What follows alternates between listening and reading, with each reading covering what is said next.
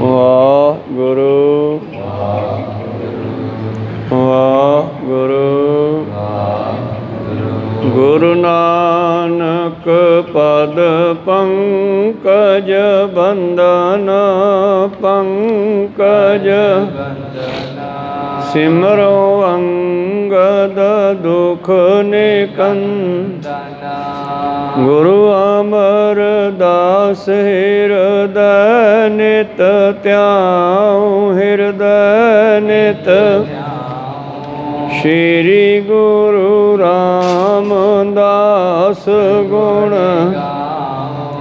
ਗੁਰੂ ਅਰਜਨ ਬਿਗਨਨ ਕੇ ਨਾਸ਼ਕ ਬਿਗਨਨ। ਸ਼੍ਰੀ ਹਰਿਗੋਬਿੰਦ ਸੁਮਤਿ ਪਰਗਾਸਕ। ਸ਼੍ਰੀ ਹਰਿ ਰਾਇ ਨਮੋ ਕਰ ਜੋਰੀ ਨਮੋ। ਸ਼੍ਰੀ ਹਰਿ ਕ੍ਰਿਸ਼ਨ ਮਨਾਉ। ਗੁਰੂ ਤੇਗ ਬਹਾਦਰ ਪਰਮ ਕਿਰਪਾਲਾ ਪਰਮ ਕਿਰਪਾਲਾ। ਸ਼੍ਰੀ ਗੁਰੂ ਗੋਬਿੰਦ ਸਿੰਘ ਬਿਸਾਲਾ। ਤਰੋ ਤਰਾ ਪਰ ਪੁਨ ਪੁਨ ਸੀਸਾ ਪੁਨ ਪੁਨ ਮੰਦੋ ਬਾਰ ਬਾਰ ਜਗਦੀਸ਼ਾ। ਏਕ ਓੰਕਾਰ ਸਤਿਗੁਰੂ ਪ੍ਰਸਾਦ ਸਚ ਹੋਏ। ਵਾਹਿਗੁਰੂ ਜੀ ਕੀ ਫਤਿਹ ਹੈ। ਵਿਨਾਸ਼ਨ ਸੋਏ। ਵਾਹਿਗੁਰੂ ਜੀ ਕੀ ਫਤਿਹ ਹੈ। ਵਿਨਾਸ਼ਨ ਸੋਏ। ਲੋਹਰਾ ਪਾਵਨ ਕਨੀ ਹਜੂਰ ਗੁਰ ਰਹਿਤ ਸਦਾ ਹੀ ਪਾਸ। ਆਵੇ ਚਾਹੇ ਅਨੇਕ ਹੀ ਕਹਿ ਜਸ ਲੈ ਧਨ ਰਾਸ। ਵਾਹਿਗੁਰੂ ਜੀ ਕਾ ਖਾਲਸਾ ਵਾਹਿਗੁਰੂ ਜੀ ਕੀ ਫਤਿਹ। ਆਓ ਗੁਰੂ ਪਿਆਰੇ ਗੁਰੂ ਸਵਾਰੇ ਸਤਸੰਗੀ ਜਨੋ, ਰੋਜ਼ਾਨਾ ਦੀ ਤਰ੍ਹਾਂ ਪਾਤਸ਼ਾਹ ਜੀ ਕੀ ਅਪਾਰ ਕਿਰਪਾ ਬਖਸ਼ਿਸ਼ ਦਾ ਸਦਕਾ ਪਿਛਲੇ ਪਹਿਰਾਂ ਦੇ ਦੀਵਾਨ ਸਜਾਉਂਦੇ ਹੋਏ ਆਪ ਜੀ ਗੁਰੂ ਚਰਨਾਂ ਵਿਖੇ ਹਾਜ਼ਰੀਆਂ ਲਵਾ ਰਹੇ ਹੋ। ਆਓ ਲੜੀਵਾਰ ਇਤਿਹਾਸ ਦੀ ਕਥਾ ਵਿਚਾਰ ਨਾਲ ਜੁੜਨਾ ਕਰੀਏ ਜੀ। ਆਪਾਂ ਵਿਚਾਰਾਂ ਸਰਵਣ ਕਰ ਰਹੇ ਹਾਂ ਜੋ ਸਤਿਗੁਰਾਂ ਦੇ ਵੱਲੋਂ ਕਵੀ ਦਰਬਾਰ ਦੀ ਆਰੰਭਤਾ ਕੀਤੀ ਗਈ ਅਤੇ ਕਵੀਆਂ ਨੇ ਅਨੇਕਾਂ ਕਾਰਜ ਕੀਤੇ ਜਿਨ੍ਹਾਂ ਨੇ ਸਤਿਗੁਰਾਂ ਦੀਆਂ ਸਿਫਤਾਂ ਲਿਖੀਆਂ। ਉਹਨਾਂ ਨੇ ਬਹੁਤ ਸਾਰਾ ਇਤਿਹਾਸ ਵੀ ਮਾਨੋ ਲਿਖਣਾ ਕੀਤਾ ਉਸ ਸਮੇਂ ਦਾ। ਤਾਂ ਕੱਲ੍ਹ ਆਪਾਂ ਵਿਚਾਰਾਂ ਸਰਵਣ ਕਰ ਰਹੇ ਸੀ ਕਿ ਸਤਿਗੁਰੂ ਪਾਤਸ਼ਾਹ ਜੀ ਦੇ ਕੋਲ ਪੱਕੇ ਤੌਰ 'ਤੇ 52 ਕਵਿਤਾ ਰਹਿੰਦੇ ਹੀ ਸਨ ਅਤੇ ਹੋਰ ਵੀ ਬਹੁਤ ਕਵੀ ਆਉਂਦੇ ਅਤੇ ਜਾਂਦੇ ਰਹਿੰਦੇ। ਸਤਿਗੁਰਾਂ ਦੀਆਂ ਸਿਫਤਾਂ ਸੰਗਤਾਂ ਨੂੰ ਸੁਣਾ ਕੇ ਬਹੁਤ ਸਾਰੀ ਮਾਇਆ ਵੀ ਸਤਿਗੁਰਾਂ ਕੋਲੋਂ ਲੈ ਕੇ ਘਰਾਂ ਨੂੰ ਜਾਂਦੇ ਹਨ। ਆਓ ਅਗਲੀ ਵਿਚਾਰ ਆਰੰਭ ਕਰਦੇ ਹਾਂ। ਉਸ ਤੋਂ ਪਹਿਲਾਂ ਗੁਰੂ ਚਰਨਾਂ ਵਿੱਚ ਲਵਾਈਏ ਹਾਜ਼ਰੀਆਂ। ਗੁਰੂ ਕਾ ਬਖਸ਼ਿਆ ਫਤਿਹ ਦਾ ਨਾਅਰਾ ਕਰੀਏ ਬੁਲੰਦ, ਗੱਜ ਕੇ ਆਖੀਏ ਜੀ ਵਾਹਿਗੁਰੂ ਜੀ ਕਾ ਖਾਲਸਾ ਵਾਹਿਗੁਰੂ ਜੀ ਕੀ ਫਤਿਹ। ਦੋਹਰਾ ਪਾਵਨ ਕਨੀ ਹਜੂਰ ਗੁਰ ਰਹਿਤ ਸਦਾ ਹੀ ਪਾਸ। ਭਾਈ ਸਾਹਿਬ ਭਾਈ ਸੰਤੋਖ ਸਿੰਘ ਜੀ ਕਵੀ ਲਿਖਣਾ ਕਰਦੇ ਹਨ ਕਿ 52 ਕਵੀ ਤਾਂ ਸਤਿਗੁਰਾਂ ਦੇ ਕੋਲ ਪੱਕੇ ਹੀ ਰਹਿੰਦੇ ਸਨ। ਆਵੇ ਚਾਹੇ ਅਨੇਕ ਹੀ ਕਹਿ ਜਸ ਲੈ ਧਨ ਰਾਸ। ਔਰ ਬਹੁਤ ਸਾਰੇ ਕਵੀ ਹਜ਼ਾਰਾਂ ਦੀ ਗਿਣਤੀ ਵਿੱਚ ਚਾਰਾਂ ਹੀ ਦਿਸ਼ਾਵਾਂ ਤੋਂ ਆਉਂਦੇ ਹਨ। ਗੁਰੂ ਦੀਆਂ ਸਿਫਤਾਂ ਸਜਾਉਂਦੇ ਆ ਅਤੇ ਸਤਿਗੁਰੂ ਉਹਨਾਂ ਨੂੰ ਬੇਅੰਤ ਮਾਇਆ ਦੇ ਕੇ ਨਿਹਾਲ ਕਰਦੇ ਆ, ਖੁਸ਼ ਕਰਦੇ ਆ ਅਤੇ ਘਰਾਂ ਨੂੰ ਚਲੇ ਜਾਂਦੇ ਜੀ। ਤਿਨ ਕਵੀ ਅਨਬਾਣੀ ਰਚੇ ਲਿਖ ਕਾਗਦ ਤੁਲਵਾਏ। ਜੋ ਕਵਿਤਾਵਾਂ ਜੋੜ ਜੋੜ ਕੇ ਉਹਨਾਂ ਕਵੀਆਂ ਨੇ ਲਿਖੀਆਂ ਸਨ ਉਹ ਸਾਰੇ ਕਾਗਜ਼ ਕਹਿੰਦੇ ਸਤਿਗੁਰਾਂ ਦੇ ਕੋਲ ਇਕੱਤਰ ਕੀਤੇ ਗਏ ਅਤੇ ਉਹਨਾਂ ਦਾ ਵਜਨ ਕਰਦੇ ਹਨ। ਨੌ ਮਣ ਹੋਏ ਤੋਲ ਮਹਿ ਸੁਖਮ ਲਿਖਤ ਲਿਖਾਏ। ਨਾਲੇ ਕਿ ਇਤਨੇ ਛੋਟੇ ਅੱਖਰਾਂ ਵਿੱਚੋਂ ਕਵਿਤਾਵਾਂ ਲਿਖੀਆਂ ਗਈਆਂ ਸਨ ਕਿਉਂਕਿ ਜੇ ਵੱਡੇ ਅੱਖਰ ਲਿਖੀਏ ਤਾਂ ਫਿਰ ਛੋਟੀ ਗੱਲ 5 ਕਾਗਜ਼ਾਂ 'ਤੇ ਲਿਖੀ ਜਾਂਦੀ ਹੈ, ਛੋਟੇ ਅੱਖਰ ਲਿਖੀਏ ਤੇ 5 ਕਾਗਜ਼ਾਂ ਦੀ ਗੱਲ ਇੱਕ ਕਾਗਜ਼ 'ਤੇ ਵੀ ਲਿਖੀ ਜਾਂਦੀ ਆ। ਤੋ ਭਾਈ ਸਾਹਿਬ ਜੀ ਕਹਿੰਦੇ ਭਾਵੇਂ ਕਿ ਬੜੀ ਸੂਖਮ ਛੋਟੇ ਅੱਖਰਾਂ ਦੇ ਵਿੱਚੋਂ ਲਿਖਤਾਂ ਕੀਤੀਆਂ ਗਈਆਂ ਸਨ, ਫਿਰ ਵੀ ਉਹਨਾਂ ਦਾ ਵਜਨ ਕਹਿੰਦੇ 9 ਮਣ ਹੋ ਗਿਆ ਸੀ। ਵਿਦਿਆ ਧਰ ਤਿਸ ਗ੍ਰੰਥ ਕੋ ਨਾਮ ਧਰਿਓ ਕਰ ਪ੍ਰੀਤ। ਕਹਿਣ ਲੱਗੇ ਉਸ ਗ੍ਰੰਥ ਦਾ ਨਾਮ ਧੰਨ ਧੰਨ ਸ੍ਰੀ ਗੁਰੂ ਗੋਬਿੰਦ ਸਿੰਘ ਮਹਾਰਾਜ ਜੀ ਨੇ ਵਿਦਿਆ ਧਰ ਰੱਖਣਾ ਕੀਤਾ ਸੀ। ਨਾਨਾ ਵਿਦ ਕਵਤਾ ਰਚੀ ਰਖ ਰਖ ਨੌ ਰਸ ਰੀਤ। ਔਰ ਉਹਨਾਂ ਕਵਿਤਾਵਾਂ ਦੇ ਵਿੱਚ 9 ਰਸ ਭਰੇ ਹਨ। ਕਿਤੇ 20 ਰਸ ਦੇ ਵਿੱਚ ਲਿਖਦੇ ਹਨ, ਜਦੋਂ ਤੁਸੀਂ ਨਗਾਰੇ 'ਤੇ ਚੋਟ ਲਾ ਕੇ ਜੰਗਲਾਂ ਵੱਲ ਨਿਕਲਦੇ ਹੋ ਤੇ ਭੀਮ ਚੰਦ ਵਰਗੇ ਪਹਾੜੀਏ ਥਰ ਥਰ ਕੰਬਦੇ ਆ। ਇਹ 20 ਰਸ ਹੈ। ਕਿਤੇ ਪ੍ਰੇਮ ਰਸ ਹੈ ਤੇ ਕਿਤੇ ਗੁਰੂ ਪਿਆਰਿਓ ਵਿਰਾਗ ਰਸ ਹੈ। ਇਹ 9 ਤਰ੍ਹਾਂ ਦੇ ਰਸ ਮੰਨੇ ਗਏ ਹਨ। ਕਹਿੰਦੇ ਤਰ੍ਹਾਂ ਤਰ੍ਹਾਂ ਦੇ ਰਸਾਂ ਦੇ ਨਾਲ ਉਹ ਕਵਿਤਾਵਾਂ ਭਰੀਆਂ ਹਨ। ਅਜੋ ਜੰਗ ਔਰ ਸੰਗ ਬੜ ਰਹਿਓ ਗ੍ਰੰਥ ਸੋ ਬੀਚ। ਔਰ ਜਿਸ ਵੇਲੇ ਜੰਗ ਰਚੇ ਗਏ, ਜੰਗ ਹੋਏ, ਪਹਿਲਾ ਜੰਗ ਭੰਗਾਣੀ ਦਾ ਯੁੱਧ ਹੋਇਆ ਜੋ ਪੌਂਟਾ ਸਾਹਿਬ ਦੇ ਇਲਾਕੇ 'ਚ ਹੋਇਆ। ਉਸ ਤੋਂ ਬਾਅਦ ਵੀ ਜੰਗ ਹੋਏ। ਅਨੰਦਪੁਰ ਸਾਹਿਬ ਛੱਡਣ ਤੋਂ ਪਹਿਲਾਂ ਵੀ ਜੰਗ ਹੋਏ। ਉਹਨਾਂ ਜੰਗਾਂ ਵੇਲੇ ਗ੍ਰੰਥ ਗੁਰੂ ਸਾਹਿਬ ਦੇ ਕੋਲ ਸਨ। ਕਿਸੇ ਅਨੰਦਪੁਰ ਤਜੋ ਲੁੱਟਿਓ ਬਿਨ ਮਿਲ ਰੀਚ। ਤੇ ਜਿਸ ਵੇਲੇ ਸਤਿਗੁਰਾਂ ਨੂੰ ਸ਼੍ਰੀ ਅਨੰਦਪੁਰ ਸਾਹਿਬ ਛੱਡਣਾ ਪਿਆ, ਉਸ ਵੇਲੇ ਕਹਿੰਦੇ ਉਹ ਜੋ ਗ੍ਰੰਥ ਸਨ ਉਹਨਾਂ ਨੂੰ ਕਿਸੇ ਨੇ ਲੁੱਟ ਲਿਆ, ਭਾਵ ਉਹ ਸੰਭਾਲਿਆ ਨਹੀਂ ਗਿਆ। ਉਹ ਇੱਕੋ ਜਲਦ ਤਾਂ ਹੋਣੀ ਨਹੀਂ, ਉਹ ਕਈ ਜਲਦਾਂ ਵਿੱਚ ਸੀ ਉਹ ਗ੍ਰੰਥ। ਤਾਂ ਕਹਿਣ ਲੱਗੇ ਉਸ ਨੂੰ ਕਿਸੇ ਨੀਚਾਂ ਨੇ ਜਦੋਂ ਪ੍ਰਾਪਤ ਕੀਤਾ, ਮਾੜੇ ਬੰਦਿਆਂ ਨੇ। ਪ੍ਰਾਤਕ ਪ੍ਰਾਤਕ ਪਤਰੇ ਹੋਤੇ ਲੁੱਟਿਓ ਸੋ ਗ੍ਰੰਥ ਬਖੀਰ। ਔਰ ਕਿਸੇ ਮੂਰਖ ਨੇ ਉਸ ਗ੍ਰੰਥ ਦੇ ਪੰਨਿਆਂ ਨੂੰ, ਅੰਗਾਂ ਨੂੰ ਖਿਲਾਰ ਦਿੱਤਾ। ਕਿਉਂਕਿ ਮੂਰਖ ਹੁੰਦੇ ਹਨ ਜਿਹੜੇ ਕੋਈ ਧਾਰਮਿਕ ਗ੍ਰੰਥਾਂ ਦੀ ਬੇਅਦਬੀ ਕਰਦੇ ਆ। ਭਾਈ ਸਾਹਿਬ ਜੀ ਲਿਖਦੇ ਹਨ ਕਿਸੇ ਨੀਚ ਨੇ, ਮਾੜੀ ਸੋਚ ਵਾਲੇ ਮਨੁੱਖ ਨੇ ਉਸ ਗ੍ਰੰਥ ਨੂੰ ਖੋਲ੍ਹ ਦਿੱਤਾ, ਖੰਡਿਆ ਦਿੱਤਾ। ਉਹਦੇ ਅੰਗ ਜਿਹੜੇ ਜੰਗ ਦੇ ਮੈਦਾਨ ਵਿੱਚ ਜਦੋਂ ਅਨੰਦਪੁਰ ਸਾਹਿਬ ਛੱਡਣਾ ਪਿਆ ਤੇ ਪਾਤਸ਼ਾਹ ਜੀ ਨੇ ਬਹੁਤ ਸਾਰਾ ਸਮਾਨ ਲੇਖੇ ਲਾ ਦਿੱਤਾ ਸੀ। ਜਿਹੜੇ ਕੀਮਤੀ ਚੰਦੋਏ ਸਨ ਜਾਂ ਕੀਮਤੀ ਹੋਰ ਵਸਤਰ ਦੁਸ਼ਾਲੇ ਆਦਿ ਸਨ, ਉਹਨਾਂ ਨੂੰ ਕਿਲ੍ਹਾ ਸਾਹਿਬ ਦੇ ਅੰਦਰ ਰੱਖ ਕੇ ਢੇਰ ਲਾ ਕੇ ਅਗਨ ਭੇਟ ਕਰ ਦਿੱਤਾ ਸੀ। ਜਿਹੜਾ ਸੋਨਾ ਚਾਂਦੀ ਸੀ ਉਹ ਕੁਝ ਦਿਨ ਪਹਿਲਾਂ ਹੀ ਸਤਿਗੁਰਾਂ ਨੇ ਸਤਲੁਜ ਦਰਿਆ ਦੇ ਕਿਨਾਰੇ 'ਤੇ ਟੋਹਾ ਪੱਟ ਕੇ ਉੱਥੇ ਨੱਪ ਦਿੱਤਾ ਸੀ। ਇਸ ਕਰਕੇ ਹੁਣ ਇਹ ਗ੍ਰੰਥ ਰਹਿ ਗਏ, ਹੋਰ ਵੀ ਬਹੁਤ ਗ੍ਰੰਥ ਹੋਣਗੇ। ਇਸ ਤਰ੍ਹਾਂ ਉਸ ਵੇਲੇ ਜਦ ਜੰਗ ਦੇ ਮੈਦਾਨ ਨੂੰ ਨਿਕਲੇ ਅਨੰਦਪੁਰ ਸਾਹਿਬ ਨੂੰ ਛੱਡ ਕੇ, ਉਸ ਵੇਲੇ ਗ੍ਰੰਥ ਨਹੀਂ ਸੰਭਾਲਿਆ ਗਿਆ। ਕਿਸੇ ਨੇ ਇਸ ਨੂੰ ਖੋਲ੍ਹ ਕੇ ਇਸ ਦੇ ਪੰਨੇ ਖੰਡਿਆ ਦਿੱਤੇ ਜੀ। ਇੱਕ ਥਲ ਰਹੋ ਨਾ ਇਮ ਗਿਓ ਜਿਸ ਤੇ ਮਿਲਿਓ ਨਾ ਫੀਰ। ਕਿਉਂਕਿ ਇਹ ਗ੍ਰੰਥ ਕੋਈ ਇੱਕ ਥਾਂ 'ਤੇ ਨਹੀਂ ਰਿਹਾ, ਜੰਗਾਂ ਦੇ ਵਿੱਚ ਨਾਲ ਵੀ ਰਿਹਾ।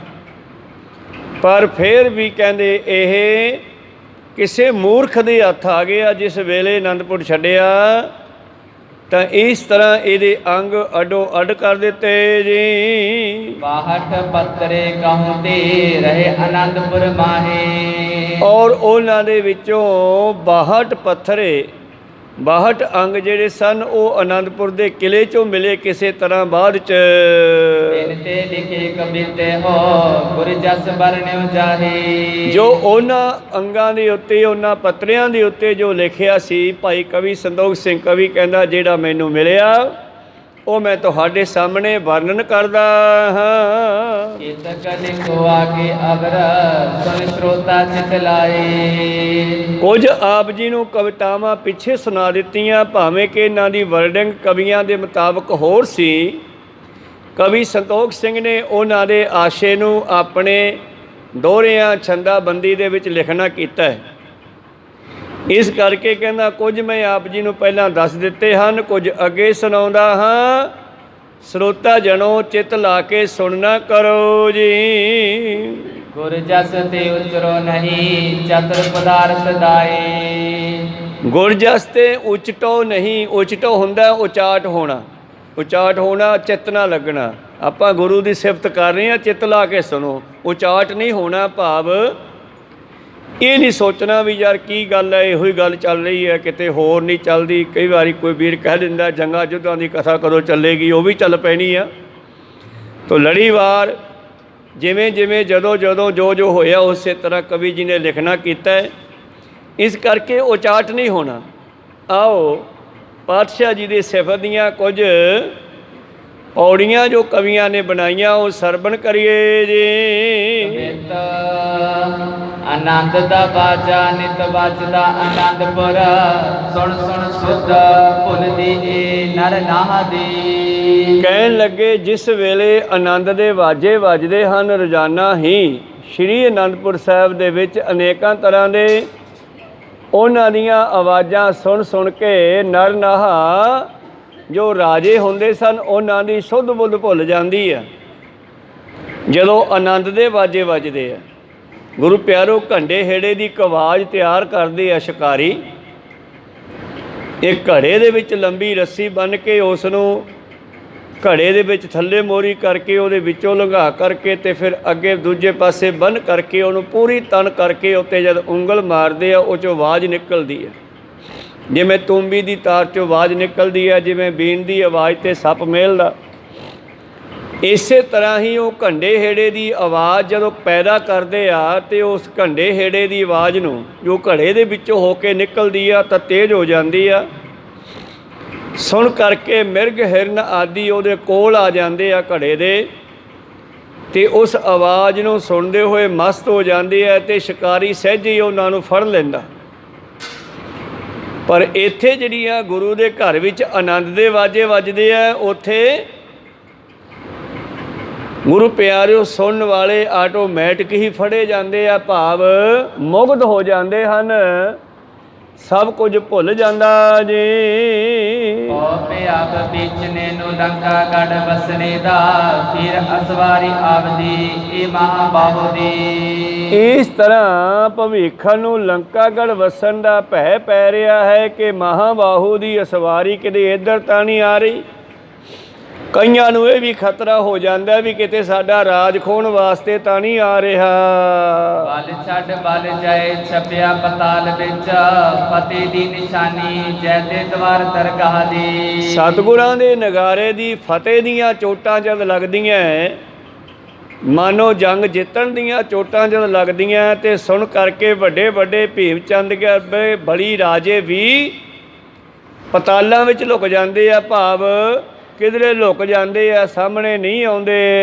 ਸਭਨਾ ਦੇ ਦੀ ਸੁਖ ਤੁਜਨਾ ਨੂੰ ਰਾਤ ਦਿਨ, ਨੌਬਤ ਗੋਬਿੰਦ ਸਿੰਘ ਗੁਰੂ ਪਾਤਸ਼ਾਹ ਦੀ। ਇਸ ਤਰ੍ਹਾਂ ਸੌਣ ਨਹੀਂ ਦਿੰਦੀ ਗੁਰੂਆਂ ਦੀ ਇਹ ਜਿਹੜੀ ਨਗਾਰੇ ਦੀ ਚੋਟ ਹੈ ਨਾ, ਜਿਹੜੇ ਸਤਿਗੁਰਾਂ ਦੇ ਦੁਰਜਨ ਭਾਵ ਦੁਸ਼ਮਣ ਹਨ।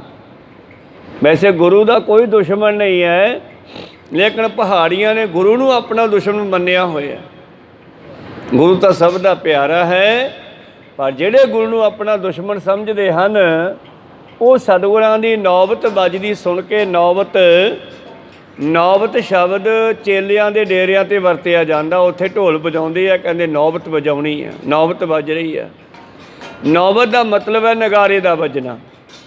ਗੁਰੂ ਦੇ ਨਗਾਰੇ ਵੱਜਣੇ, ਗੁਰੂ ਦੇ ਘਰ ਵਿੱਚ ਜਸ ਹੋਣਾ ਦੁਸ਼ਮਣਾਂ ਦੇ ਲਈ ਬੜਾ ਭਿਆਨਕ ਹੈ। ਜਿਵੇਂ ਸੂਰਜ ਚੜ੍ਹ ਗਿਆ ਸਭ ਨੂੰ ਸੁੱਖ ਮਿਲਦਾ ਹੈ, ਪਰ ਇੱਕ ਉੱਲੂ ਕਹਿੰਦਾ ਹੈ ਕਿ ਇਹ ਕੀ ਆ ਗਿਆ, ਮੈਨੂੰ ਤਾਂ ਦਿਸਦਾ ਹੀ ਨਹੀਂ। ਕਹੋ ਸਤਿਨਾਮ।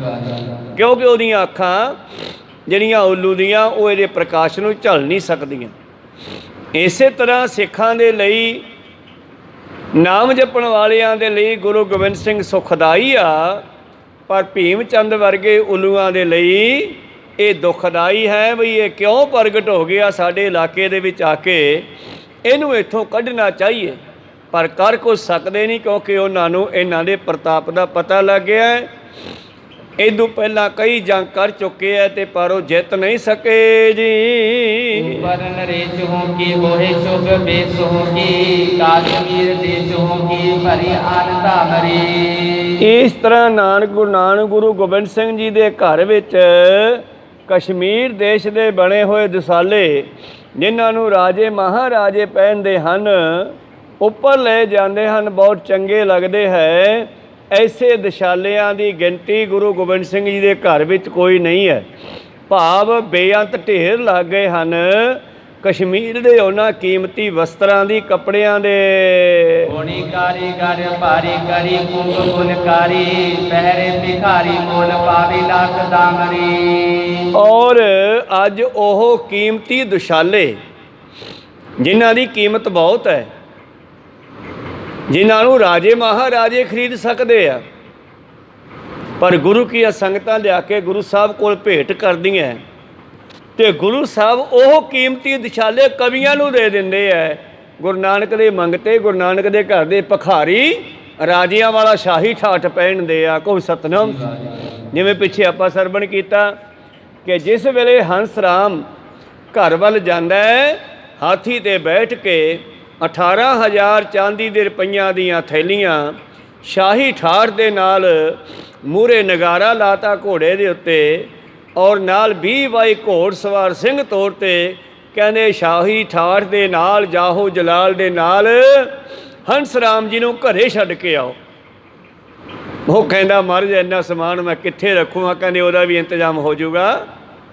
ਅਤੇ ਰਸਤੇ ਦੇ ਵਿੱਚ ਉਸ ਨੂੰ ਗੁਰੂ ਪਿਆਰਿਓ ਕਟੌਚੀਆ ਕਿਰਪਾਲ ਚੰਦ ਟੱਕਰਦਾ ਹੈ, ਜੋ ਕਟੌਚ ਦਾ ਰਿਆਸਤ ਦਾ ਰਾਜਾ ਹੈ। ਉਹ ਸੋਚਦਾ ਕਿ ਸ਼ਾਇਦ ਕੋਈ ਰਾਜਾ ਜਾ ਰਿਹਾ ਅਤੇ ਅੱਗੋਂ ਹੱਥ ਬੰਨ੍ਹ ਕੇ ਪੁੱਛਦਾ ਕੋਲ ਖੜ੍ਹ ਕੇ ਹਾਥੀ 'ਤੇ ਬੈਠੇ ਨੂੰ, ਮਹਾਰਾਜ ਤੁਸੀਂ ਕਿੱਥੋਂ ਦੇ ਰਾਜੇ ਹੋ? ਹੈਰਾਨ ਹੋ ਗਿਆ ਹੰਸ ਰਾਮ। ਕਹਿੰਦੇ ਜਿਹਨੂੰ ਕੋਈ ਆਮ ਬੰਦਾ ਨਹੀਂ ਪੁੱਛਦਾ ਸੀਗਾ, ਉਹਦੇ ਸਾਹਮਣੇ ਇਹ ਰਾਜਾ ਹੱਥ ਬੰਨ੍ਹੀ ਖੜਾ ਪੁੱਛਦਾ ਤੁਸੀਂ ਕਿੱਥੋਂ ਦੇ ਰਾਜੇ ਹੋ? ਨੀਚੋਂ ਊਚ ਕਰੈ ਮੇਰਾ ਗੋਬਿੰਦ ਕਾਹੂ ਤੇ ਨਾ ਡਰੈ, ਐਸੀ ਲਾਲ ਤੁਝ ਬਿਨ ਕੌਣ ਕਰੇ। ਪਰ ਉਸ ਵੇਲੇ ਹੰਸ ਰਾਮ ਨੇ ਕੋਈ ਹੰਕਾਰ ਦੇ ਵਿੱਚ ਨਹੀਂ ਬੋਲਣਾ ਕੀਤਾ, ਸੱਚ ਦੱਸਿਆ। ਕਹਿੰਦਾ ਮੈਂ ਕਿਤੋਂ ਦਾ ਰਾਜਾ ਨਹੀਂ। ਕਹਿੰਦੇ ਫਿਰ ਤੂੰ ਹਾਥੀ 'ਤੇ ਕਿਵੇਂ ਬੈਠਾ? ਹਾਥੀ 'ਤੇ ਬਿਠਾਉਣ ਵਾਲਾ ਗੁਰੂ ਗੋਬਿੰਦ ਸਿੰਘ ਹੈ, ਮੈਂ ਉਹਨੇ ਘਰ ਦਾ ਮੰਗਤਾ ਹਾਂ, ਭਿਖਾਰੀ ਹਾਂ। ਕੋਈ ਸਤਨਾਮ। ਤੇ ਕਿਰਪਾਲ ਚੰਦ ਕਟੌਚੀਆ ਇੰਨਾ ਹੈਰਾਨ ਹੋਇਆ ਕਿ ਜਿਸ ਦਰ ਦੇ ਮੰਗਤਿਆਂ ਦੀ ਐਸੀ ਸੁੰਦਰਤਾ ਹਾਲਤ ਹੈ, ਤੇ ਉਹ ਘਰ ਦੇ ਜਿਹੜੇ ਅਮੀਰ ਹੋਣਗੇ ਉਹ ਕਿੰਨੇ ਹੋ ਸਕਦੇ ਆ। ਕੋਈ ਸਤਨਾਮ। ਇਸ ਕਰਕੇ ਇਸ ਘਰ ਦੇ ਵਿੱਚ ਕਾਰੀਗਰਾਂ ਦੀ ਕੀਤੀ ਹੋਈ ਕਾਰਾਗਰੀ, ਕਸ਼ਮੀਰ ਦੇ ਕੱਪੜੇ ਬੜੇ ਕੀਮਤੀ ਆ, ਔਰ ਫੁਲਕਾਰੀਆਂ ਗੁਲਕਾਰੀਆਂ ਕੱਢੇ ਹੋਏ ਦਿਸ਼ਾਲੇ ਜਿਹੜੇ ਭਿਖਾਰੀ ਮੋਲ ਪਾਵੇਂ ਲੱਖ ਦਾਮਰੀ, ਜਿਨ੍ਹਾਂ ਦਾ ਮੁੱਲ ਲੱਖ ਲੱਖ ਦਮੜਾ ਹੈ, ਉਹ ਸਤਿਗੁਰੂ ਕਵੀਆਂ ਨੂੰ ਵੰਡਦੇ ਹਨ। ਜੀਤ ਹੋ ਜੀਤ ਲੈਤ ਐਸੀ ਸ਼ੋਭਾ ਦੇ ਦੀਤਾ, ਮੰਗਲ ਸੁਖਾਬ ਜੋ ਕੰਨਿਆ ਜੀ ਕੋ ਕਾਮਰੀ। ਔਰ ਇਸ ਤਰ੍ਹਾਂ ਇਹੋ ਜਿਹੇ ਗਰਮ ਦਿਸ਼ਾਲੇ ਕਸ਼ਮੀਰ ਦੇ ਬਣੇ ਹੋਏ, ਜੋ ਠੰਡ ਨੂੰ ਰੋਕ ਲੈਣ, ਠੰਡ ਨਹੀਂ ਲੱਗਣ ਦਿੰਦੇ, ਸਰੀਰ ਨੂੰ ਸ਼ੋਭਾ ਬਖਸ਼ਦੇ ਹਨ। ਸੁੰਦਰ ਲੱਗਦਾ ਹੈ, ਮਾਨੋ ਜਿਵੇਂ ਕ੍ਰਿਸ਼ਨ ਨੇ ਕੰਬਲੀ ਲਈ ਹੋਵੇ। ਐਸੇ ਐਸੇ ਵਸਤਰ श्याम सिद्ध पीरी लाल चर्च सब्ज रंग, गुरु जी गोबिंद ऐसी नीत मौज पामरी। ਆਪਣੀ ਮੌਜ ਵਿੱਚ ਆ ਕੇ ਕਾਲੀਆਂ, ਚਿੱਟੀਆਂ, ਪੀਲੀਆਂ, ਹਰੀਆਂ, ਲਾਲ, ਜਰਦ, ਗੂੜੀਆਂ ਲਾਲ, ਇਸ ਤਰ੍ਹਾਂ ਰੰਗ ਬਰੰਗੇ ਵਸਤਰ ਕਸ਼ਮੀਰ ਤੋਂ ਹੋਰ ਦੇਸ਼ਾਂ ਤੋਂ ਆਉਂਦੇ ਆ। ਸਤਿਗੁਰਾਂ ਦੀ ਹਜ਼ੂਰੀ ਵਿੱਚ ਢੇਰ ਲੱਗਿਆ ਤੇ ਸਤਿਗੁਰੂ ਖੁੱਲੀ ਮੌਜ ਵਿੱਚ ਆ ਕੇ ਕਵੀਆਂ ਨੂੰ ਵੰਡ ਰਹੇ ਹਨ। ਚੜ੍ਹਤੀ ਹੀ ਬਾਜੀ ਚੜਿਓ ਗਾਡੋ ਗਾਡ ਚਾਹੇ ਬੇਕੋ, ਤਾਹੇ ਬੇਕੋ ਦੁਕਰੀ ਜੇ ਪਰ ਜੋ ਭਵਾਨੀ ਕੋ। ਔਰ ਮੇਰੇ ਪ੍ਰੀਤਮ ਦਾ ਜਿਹੜਾ ਜਾਹੋ ਜਲਾਲ ਹੈ ਨਾ, ਉਹ ਸਿੰਘਾਂ ਦੇ ਵਿੱਚ ਵੀ ਇੰਨਾ ਭਰ ਗਿਆ ਹੈ ਕਿ ਸਿੰਘ ਜਿਹੜੇ ਹਨ ਜਦ ਘੋੜਿਆਂ 'ਤੇ ਚੜ੍ਹ ਜਾਂਦੇ ਹੈ ਤੇ ਮੰਨ ਲੈਂਦੇ ਆ ਕਿ ਬਸ ਕਿਲਾ ਫਤਿਹ ਹੋ ਗਿਆ ਸਮਝੋ। ਕੋਈ ਸਤਨਾਮ। ਤੁਰਦਿਆਂ ਹੀ ਮੰਨ ਲੈਂਦੇ ਆ। ਆ ਸਰਕਾਰਾਂ ਨੂੰ ਕਿਸੇ ਨੇ ਪੁੱਛ ਲਿਆ ਵੀ ਆ ਮੈਨੂੰ ਸਮਝ ਨਹੀਂ ਆਉਂਦੀ ਵੀ ਇੰਨੇ ਸੂਬੇ ਆ ਭਾਰਤ ਦੇ ਵਿੱਚ, ਤੁਸੀਂ ਇੰਨਾ ਯੂਪੀ ਵਾਲਿਆਂ 'ਤੇ ਖਿਆਲ ਨਹੀਂ ਕਰਦੇ, ਬਿਹਾਰੀਆਂ ਦਾ ਖਿਆਲ ਨਹੀਂ ਕਰਦੇ, ਕਿਸੇ ਹੋਰ ਸੂਬੇ ਵਾਲਿਆਂ ਦਾ, ਰਾਜਸਥਾਨੀਆਂ ਹਰਿਆਣਵੀਆਂ ਦਾ ਖਿਆਲ ਨਹੀਂ ਕਰਦੇ ਜਿੰਨਾ ਪੰਜਾਬੀਆਂ ਦਾ ਖਿਆਲ ਕਰਦੇ ਆ। ਕੋਈ ਸਤਿਨਾਮ। ਇਹਨਾਂ ਦੇ ਉੱਤੇ ਤੁਸੀਂ ਜਿਹੜਾ ਹੈ ਜ਼ਿਆਦਾ ਹੀ ਨਿਗਾਹ ਰੱਖਦੇ ਹੋ, ਕੁਝ ਇਹਨਾਂ ਨੂੰ ਕਾਬੂ 'ਚ ਕਰਕੇ ਰੱਖਣਾ ਕੋਈ ਜ਼ਿਆਦਾ ਹੀ ਸਮਝਦੇ ਹੋ। ਕਾਰਨ ਕੀ ਹੈ? ਕਹਿੰਦੇ ਕਾਰਨ ਬਸ ਕੁਛ ਨਾ ਪੁੱਛ, ਇਹ ਜਦੋਂ ਸ਼ੀਸ਼ੇ ਕੋਲੇ ਖੜ ਕੇ ਦਸਤਾਰ ਬੰਨ੍ਹਦੇ ਆ ਨਾ, ਇਹ ਸੋਚਦੇ ਆ ਕਿ ਅਸੀਂ ਇਸ ਦੇਸ਼ ਦੇ ਰਾਜੇ ਹਾਂ, ਸਾਰੇ ਪੰਜਾਬੀ ਆਪਣੇ ਆਪ ਨੂੰ ਰਾਜਾ ਸਮਝਦੇ ਆ। ਕੋਈ ਸਤਿਨਾਮ। ਜੇ ਕਿਤੇ ਇਹਨਾਂ 'ਤੇ ਅਸੀਂ ਇਹ ਕਹਿਰੀ ਅੱਖ ਨਾ ਰੱਖੀਏ ਤੇ 1 ਮਿੰਟ ਵਿੱਚ ਇਹ ਭਾਰਤ ਨੂੰ ਫਤਿਹ ਕਰਕੇ ਤੇ ਰਾਜ ਕਰ ਸਕਦੇ ਆ, ਪਰ ਇਹ ਤਾਂ ਆਪਦੇ ਮੌਜ ਵਿੱਚ ਮਸਤ ਹਨ। ਕਹੋ ਸਤਿਨਾਮ। ਤੇ ਇਸ ਤਰ੍ਹਾਂ ਭਾਈ ਬਘੇਲ ਸਿੰਘ ਵਰਗਿਆਂ ਨੇ ਆ ਦਿੱਲੀ ਦਾ ਕਿਲ੍ਹਾ ਕਈ ਵਾਰੀ ਜਿੱਤਿਆ ਤੇ ਕਈ ਵਾਰੀ ਦਾਨ ਕੀਤਾ। 1 ਵਾਰੀ ਜਿੱਤਿਆ ਮੁਗਲਾਂ ਦੇ ਕੋਲੋਂ, ਲਾਲ ਕਿਲ੍ਹੇ 'ਚ ਰਾਜ ਹੋ ਗਿਆ। ਜਿਵੇਂ ਆ ਤਾਲਿਬਾਨੀਆਂ ਨੇ ਰਾਤੇ ਰਾਤ ਹੀ ਜਾ ਕੇ ਅਫਗਾਨਿਸਤਾਨ 'ਤੇ ਕਬਜ਼ਾ ਕਰ ਲਿਆ। ਕਈ ਵਾਰੀ ਸਿੰਘਾਂ ਨੇ, ਸਿੰਘ ਤਾਂ ਕਹਿੰਦੇ ਸੀ ਦਿੱਲੀ ਜਿੱਤਣਾ ਤਾਂ ਬਿੱਲੀ ਮਾਰਨ ਦੇ ਬਰਾਬਰ ਹੈ, ਗੱਲ ਹੀ ਕੋਈ ਨਹੀਂ। ਕਹੋ ਸਤਿਨਾਮ। ਐਸੀ ਗੱਲ ਨਹੀਂ ਹੈ, ਜਾਹੋ ਜਲਾਲ ਬਹੁਤ ਹੈ, ਪਰ ਪਤਾ ਨਹੀਂ ਗੁਰੂ ਨੂੰ ਕੀ ਮੌਜ ਹੈ ਉਸ ਦੀ। ਤੇ ਜਿਸ ਵੇਲੇ ਮੁਗਲਾਂ ਦੇ ਕੋਲੋਂ ਕਿਲ੍ਹਾ ਜਿੱਤ ਲਿਆ ਤੇ ਭਾਈ ਬਘੇਲ ਸਿੰਘ ਜੀ ਕਿਲ੍ਹੇ ਦੇ ਵਿੱਚ ਜਰਨੈਲ ਬਣਾ ਦਿੱਤੇ, ਮੁਖੀ ਬਣਾ ਦਿੱਤੇ, ਕਿਲ੍ਹੇਦਾਰ ਬਣਾ ਦਿੱਤੇ।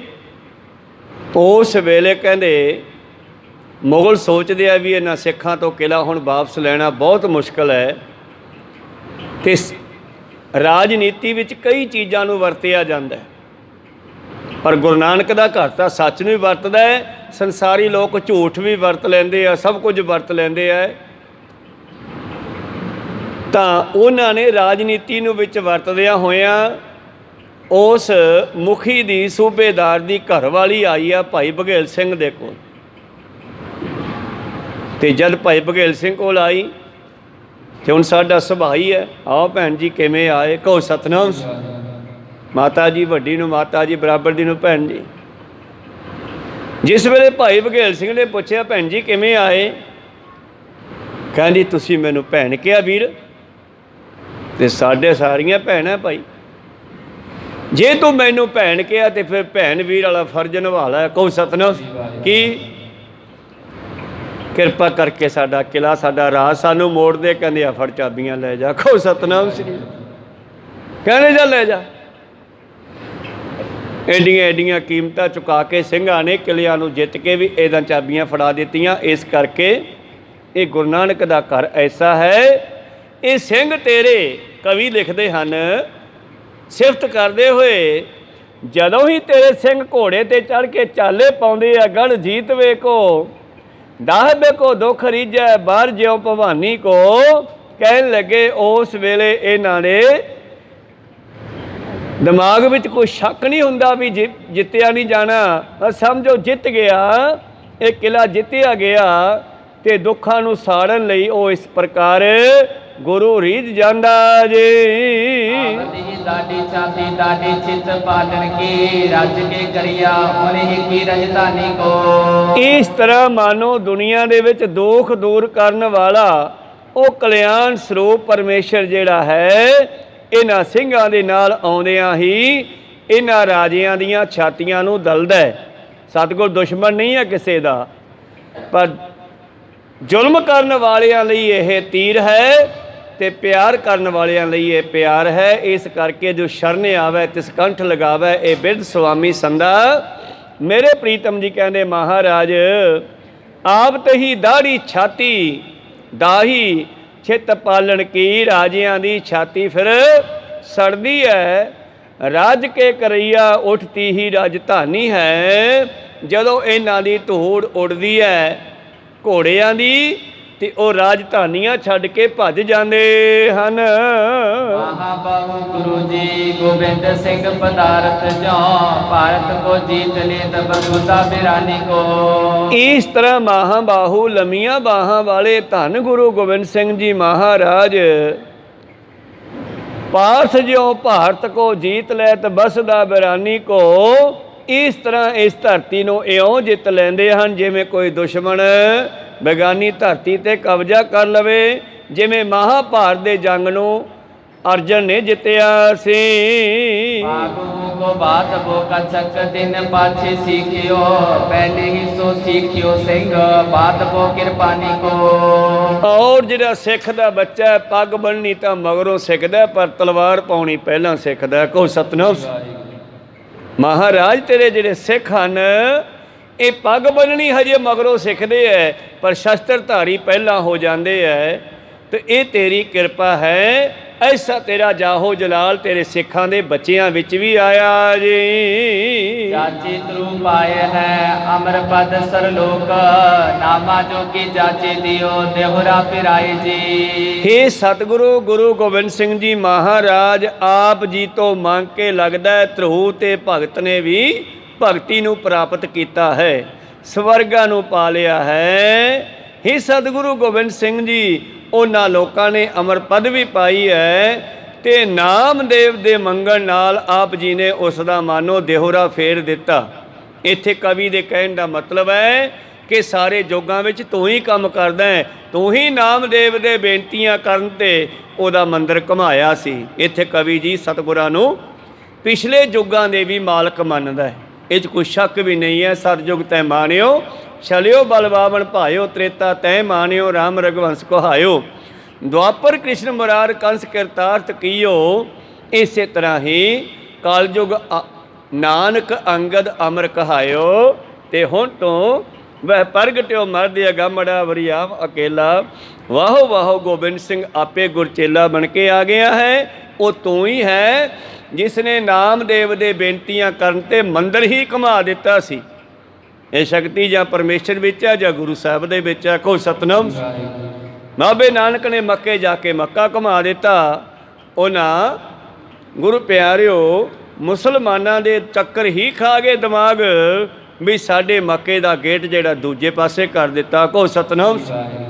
ਤੇ ਨਾਮਦੇਵ ਨੇ ਜਿਸ ਵੇਲੇ ਬੇਨਤੀਆਂ ਕੀਤੀਆਂ ਸੀਗੀਆਂ, ਗੁਰਬਾਣੀ ਦਾ ਵਚਨ ਹਸਤ ਖੇਲਤ ਤੇਰੇ ਦੇਹੁਰੇ ਆਇਆ, ਭਗਤ ਕਰਤ ਨਾਮਾ ਪਕਰ ਉਠਾਇਆ, ਹੀਨੜੀ ਯਾਤ ਮੇਰੀ ਯਾਦ ਮਰਾਇਆ, ਛੇਪੇ ਕੇ ਜਨਮ ਕਾਹੇ ਕੋ ਆਇਆ।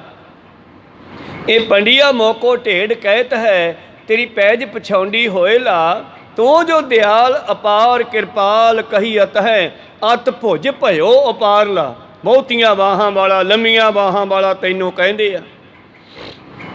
ਦੁਆਪਰ ਵਿੱਚ ਵੀ ਤੈਨੂੰ ਗੋਬਿੰਦ ਕਹਿੰਦੇ ਸੀ, ਕ੍ਰਿਸ਼ਨ ਗੋਬਿੰਦ ਕਹਿੰਦੇ ਸੀ, ਹੁਣ ਵੀ ਤੇਰਾ ਨਾਮ ਗੋਬਿੰਦ ਹੈ। ਕਵੀ ਉਸੇ ਤਰ੍ਹਾਂ ਸਿਫਤਾਂ ਕਰਦੇ ਆ। ਅਤ ਭੁਜ ਭਇਓ ਅਪਾਰ ਲਾ। ਉਸ ਵੇਲੇ ਫਿਰ ਕੀ ਹੋਇਆ? ਫੇਰ ਦੀਆ ਦੇਹੁਰਾ ਨਾਮੈ ਕੋ ਪੰਡੀਅਨ ਕੋ ਪਿਛਵਾਰ ਲਾ। ਉਦੋਂ ਵੀ ਤੂੰ ਹੀ ਆਇਆ ਸੀ ਨਾਮੇ ਦੇ ਕਹਿਣ ਤੇ, ਮੰਦਰ ਘੁਮਾ ਦਿੱਤਾ ਤੇ ਭਪੀਖਣ ਵਰਗਿਆਂ ਨੂੰ ਰਾਜ ਦਿਵਾਉਣ ਵਾਲਾ ਵੀ ਤੂੰ ਹੈ। ਪਤਾ ਮੈਂ ਲੰਕਾ ਦੀਨੀ ਚਾਚੇ ਤੇ ਭਪੀਖਣ ਕੋ, ਮੰਗਲ ਸੋ ਕਬ ਜਾਚੋ ਮੰਗਲ ਸੁਨਾਏ ਜੀ। ਮਹਾਰਾਜ ਜੀ ਖੁਸ਼ੀਆਂ ਨੂੰ ਖੁਸ਼ੀ ਦੇਣ ਵਾਲਾ ਤੂੰ ਹੈ। ਮੰਗਲ ਹੁੰਦੀਆਂ ਖੁਸ਼ੀਆਂ, ਖੁਸ਼ੀਆਂ ਵੀ ਖੁਸ਼ੀਆਂ ਵਿੱਚ ਤੇਰੇ ਕਰਕੇ ਹੀ ਹੈ। ਜੇ ਭਪੀਖਣ ਨੇ ਤੇਰਾ ਪੱਖ ਲਿਆ, ਉਸ ਵੇਲੇ ਭਪੀਖਣ ਰਾਵਣ ਦਾ ਹੀ ਦੂਸਰਾ ਭਾਈ ਹੈ। ਕਹਿੰਦੇ ਭਪੀਖਣ ਕਹਿਣ ਲੱਗਿਆ ਵੀ ਉਹਨਾਂ ਦੀ ਇਸਤਰੀ ਮੋੜ ਦੇ, ਤੇ ਉਹ ਕਹਿਣ ਲੱਗਿਆ ਤੂੰ ਨਿਕਲ ਜਾ ਮੇਰੇ ਘਰ ਦੇ ਵਿੱਚੋਂ। ਤੇ ਉਹ ਜਾ ਕੇ ਰਾਮਚੰਦਰ ਨਾਲ ਰਲ ਗਿਆ। ਉਸ ਵੇਲੇ ਜੰਗ ਹੋਇਆ ਤੇ ਕਹਿੰਦੇ ਉਹਨੇ ਰਾਜ ਵਾਪਸ ਲੰਕਾ ਦਾ ਇਸ ਤੋਂ ਖੋਹ ਕੇ ਤੇ ਇਹਨੂੰ ਦੇ ਦਿੱਤਾ। ਇਸ ਕਰਕੇ ਤੂੰ ਹੀ ਲੰਕਾ ਦਾ ਰਾਜ ਖੋਹ ਕੇ ਆਪਣੇ ਪਿਆਰੇ ਭਪੀਖਣ ਨੂੰ ਦੇ ਦਿੱਤਾ। ਮੰਗਲ ਸੋ ਕਬ ਜਾਚੋ ਮੰਗਲ ਸੁਨਾਏ ਜੀ। ਮੈਂ ਤੁਹਾਨੂੰ ਖੁਸ਼ੀਆਂ ਦੀਆਂ ਮੰਗਲ ਨਾਲ ਆਪ ਦੇ ਨੇ ਉਸ ਦਾ ਦੇਹੁਰਾ ਫੇਰ ਦਿੱਤਾ। ਮੰਗਣ ਤੇ ਭਪੀਖਣ ਨੂੰ ਰਾਜ ਦੇ ਦਿੱਤਾ। ਇਹ ਕਵੀ ਮੰਗਲ, ਇਸ ਕਵੀ ਦਾ ਨਾਮ ਮੰਗਲ ਹੈ।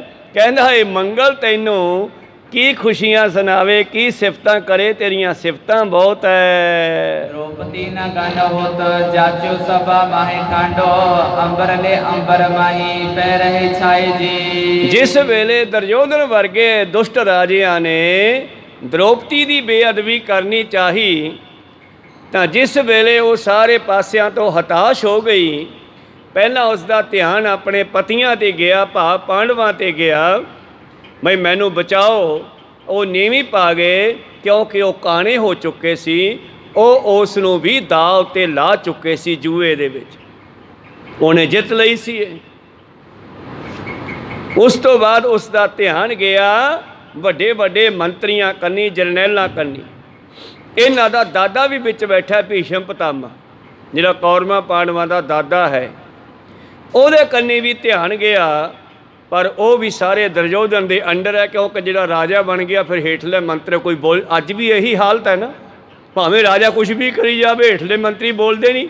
ਸਾਰੇ ਕਹਿੰਦੇ ਠੀਕ ਹੈ ਜੀ, ਸਾਡਾ ਮੰਤਰੀ, ਇਹ ਵੱਡਾ ਰਾਜਾ ਠੀਕ ਹੈ, ਬਾਕੀ ਸਾਰੇ ਕੁਛ ਕਹਿ ਹੀ ਨਹੀਂ ਸਕਦੇ। ਭੀਸ਼ਮ ਪਿਤਾਮਾ ਵੀ ਉਹਨੂੰ ਝਿੜਕ ਨਹੀਂ ਸਕਿਆ ਵੀ ਤੂੰ ਗਲਤ ਕਰ ਰਿਹਾ ਹੈ, ਇੱਕ ਇਸਤਰੀ ਦੀ ਬੇਅਦਬੀ ਕਰਕੇ। ਕਹੋ ਸਤਨਾਮ, ਭਰੀ ਸਭਾ ਦੇ ਵਿੱਚ ਗਲਤ ਹੈ ਕੰਮ ਤੇਰਾ।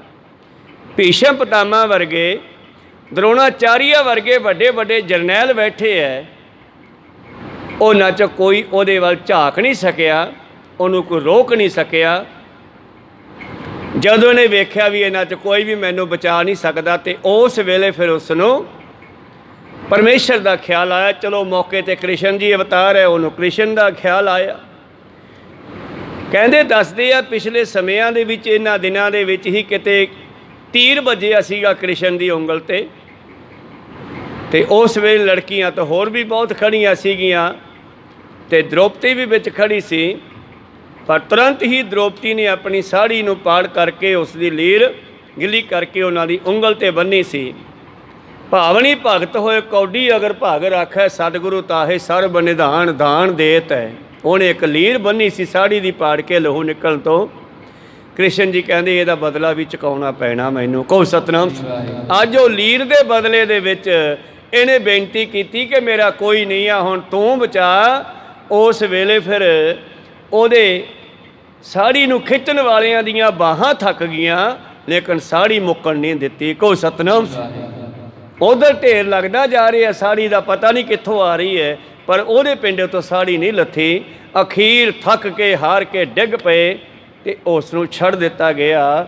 ਇਸ ਕਰਕੇ ਇੱਥੇ ਕਵੀ ਮੰਗਲ ਕਹਿੰਦਾ ਹੈ, ਦ੍ਰੋਪਦੀ ਨੂੰ ਤੂੰ ਬੇਅਦਬ ਨਹੀਂ ਹੋਣ ਦਿੱਤਾ, ਭਰੀ ਸਭਾ ਦੇ ਵਿੱਚ ਕੱਪੜੇ ਦਾ ਢੇਰ ਲਾ ਦਿੱਤਾ ਹੈ। ਐਸੋ ਦਾਨ ਦੇ ਕੋ ਕੌਣ ਕੋ ਸਤਿਗੁਰੂ ਬਿਨਾ, ਔਰ ਕੋ ਨ ਜਾਚੀਏ ਬਿਨਾ ਗੋਬਿੰਦ ਰਾਏ ਜੀ। ਜਿਸ ਕਾ ਸਾਹਿਬ ਏਵਡ ਹੋਏ, ਜਿਹਦਾ ਦਾਤਾ ਐਡਾ ਵੱਡਾ ਹੋਵੇ, ਸੋ ਜਨ ਪਰ ਕਰ ਜਾਤ ਨ ਸੋਹੇ।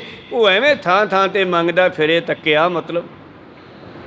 ਗੁਰੂ ਪਿਆਰਿਓ, ਲੋਕ ਕੋਸ਼ਿਸ਼ ਕਰਦੇ ਹੈ ਵੀ ਕਿਸੇ ਹੋਰ ਧਰਮ ਦਾ ਕੋਈ ਵਧੀਆ ਪ੍ਰਚਾਰਕ ਹੋਵੇ ਨਾ, ਉਹਨੂੰ ਖਰੀਦਣ ਦੀ ਕੋਸ਼ਿਸ਼ ਕਰਦੇ ਆ, ਖਰੀਦ ਕੇ ਆਪਣੇ ਧਰਮ ਦਾ ਪ੍ਰਚਾਰ ਕਰਾਉਣਾ ਚਾਹੁੰਦੇ ਆ। ਐਸੀ ਘਟਨਾ ਇੱਕ ਸਿੰਘ ਨਾਲ ਹੋਈ ਆ। ਗੁਰੂ ਪਿਆਰਿਓ, ਗੁਰੂ ਕਾ ਸਿੱਖ ਸੀ ਉਹ।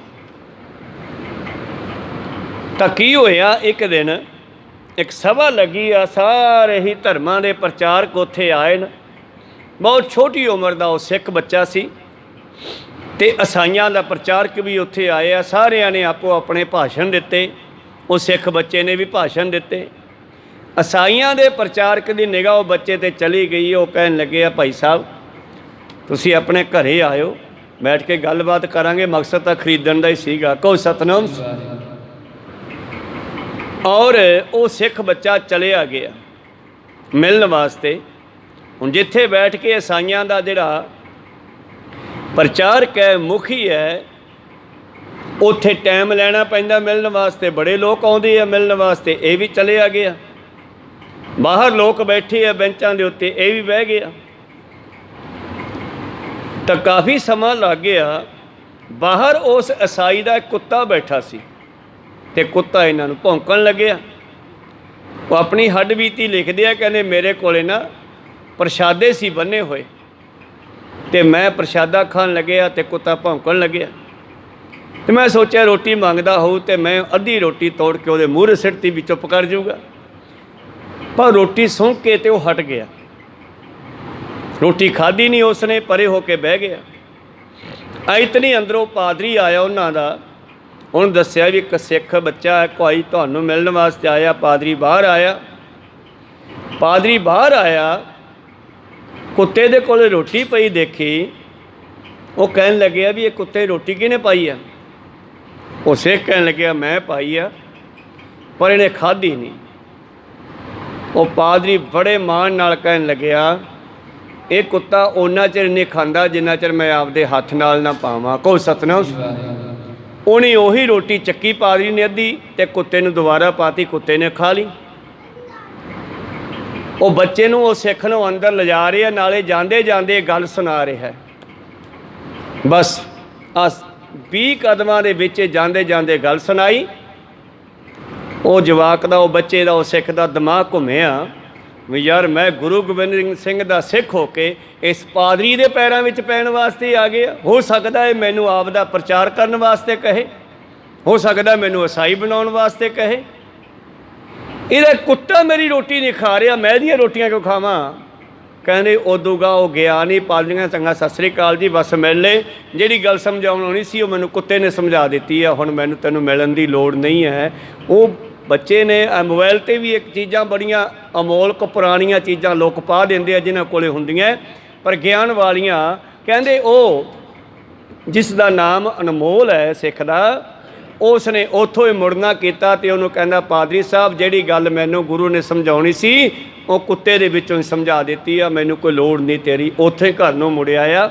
ਇਸ ਕਰਕੇ ਕੀ ਗੱਲ ਕਰਦੇ ਆ, ਐਸੋ ਦਾਨ ਦੇਵੈ ਕੌਣ ਸਤਿਗੁਰੂ ਬਿਨਾ ਔਰ ਕਉ। ਐਡੀਆਂ ਦਾਤਾਂ ਦੇਣ ਵਾਲਾ ਗੁਰੂ ਤੋਂ ਬਗੈਰ ਕਿਹੜਾ ਹੈ। ਨਾ ਜਾਚੀ ਹੈ ਬਿਨਾ ਗੋਬਿੰਦ ਰਾਏ ਜੀ, ਬਿਨ ਤੁਧ ਹੋਰ ਜੇ ਮੰਗਣਾ ਸਿਰ ਦੁੱਖਾਂ ਦੇ ਦੁੱਖ।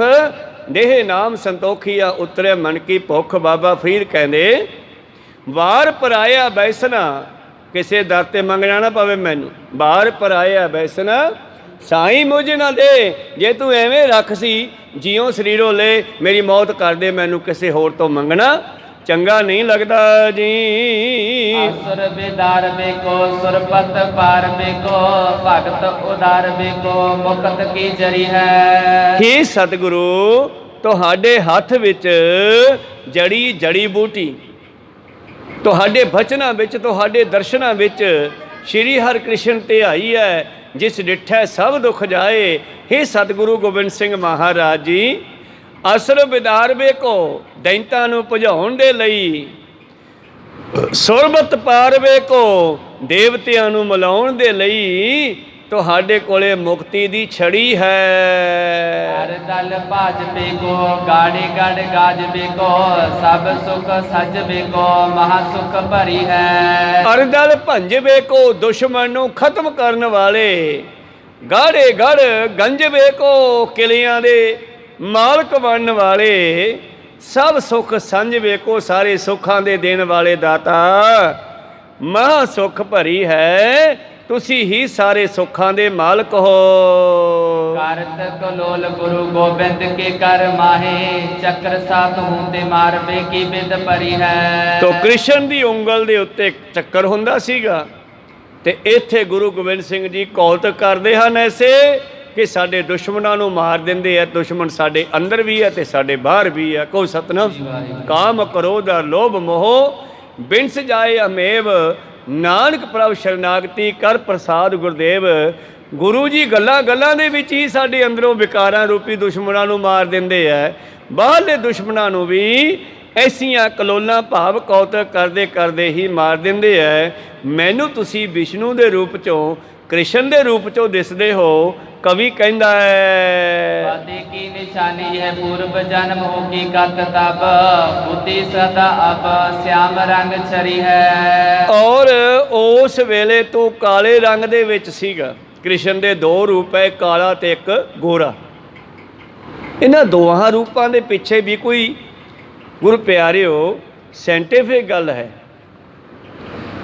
ਹੁਣ ਆਪਾਂ ਕਦੇ ਕਦੇ ਕਥਾ ਦੇ ਮੁਤਾਬਕ ਗੱਲ ਕਰ ਲੈਂਦੇ ਹਾਂ ਵੀ ਜਿਹੜਾ ਕ੍ਰਿਸ਼ਨ ਹੈ ਨਾ ਉਹ ਸੂਖਮ ਰੂਪ ਦੇ ਵਿੱਚ ਸਵਾਸ ਹੈ ਤੁਹਾਡਾ। ਕਹੋ ਸਤਿਨਾਮ। ਹੁਣ ਤੁਹਾਡੇ ਸਵਾਸ ਦੇ ਦੋ ਰੰਗ ਦੇਖ ਲਓ, ਕਾਰਬਨ ਡਾਈਆਕਸਾਈਡ ਕਾਲੀ ਹੈ ਤੇ ਆਕਸੀਜਨ ਚਿੱਟੀ ਹੈ। ਕਹੋ ਸਤਿਨਾਮ।